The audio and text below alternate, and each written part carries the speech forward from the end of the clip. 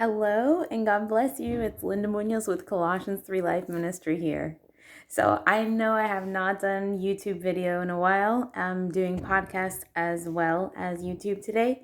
And here we are. My clock shows 11:02 p.m. and it is December 31st, 2020. A lot of people are really excited that 2020 is coming to an end. I have heard so much negativity about 2020. I have heard so much, this has been a terrible year. What a crappy year. This is a bad year. In 2020, oh, I'm so glad it's over with. And because the pandemic came, coronavirus came and just totally ruined my plans, and I didn't get to do this and that.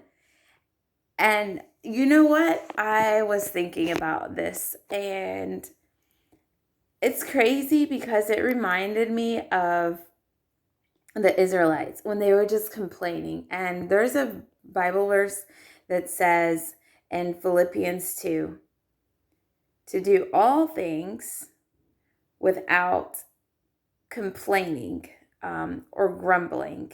So it's in Philippians 2:14, and I'm going to read from NIV version. Do everything without grumbling.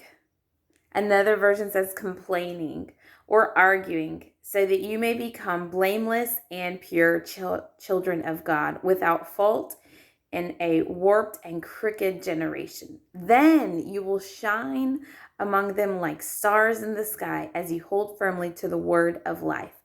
And then I will be able to boast on the day of Christ that I did not run or labor in vain. I really want to focus on do everything without grumbling. The Bible talks about having a thankful heart and having thankfulness. Be thankful in all times, at all times, for everything. This is a year that a lot of people have just been so unthankful, and I get it. It's hard to say, oh, thank you for sickness, but come on, this is not World War III. People in the world have gone through so much worse than what we're going through.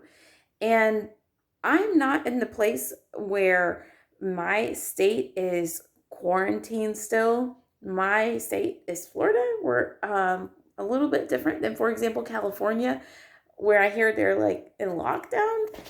Okay, I get it. It's been a hard year, but if there's one thing that I want to urge you and encourage you to do for 2021, it's to practice having a thankful heart. So many people have put their hope in the vaccination for the coronavirus. My hope comes in the Lord.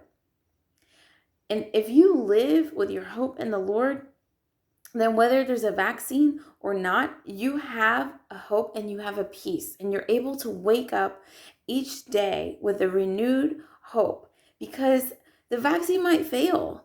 Honestly, you don't know what might come. You don't know what might come after the vaccine. Maybe coronavirus calms down and then something else happens. We are living in the end times, people. If we don't accept that truth, and we decide to be ignorant to the truth that these are the end times, then we won't be covered with wisdom, and we will not understand what's going on. What is going on is expected. The Bible gives us a guide and tells us what things are to come so that we are prepared and we're not caught off guard.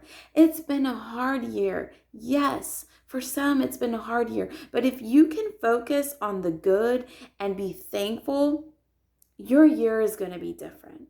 I chose to wear white to enter into the new year. New Year's is my favorite time of one of my favorite holidays. It's my favorite aside from my birthday. Birthday and New Year's, two favorite, because to me they're times of new beginnings, and it's a time that I take personally as reflection to think about where I'm at in my life, where I want to be what my life has been like and what I want it to be. And so many people are trying to be clean on the outside, do new things, get a new haircut, change your wardrobe, and set these goals that are external without considering the inside, the heart. The reason I chose to wear white is because I symbolically said to this year, I want to be purified in my heart.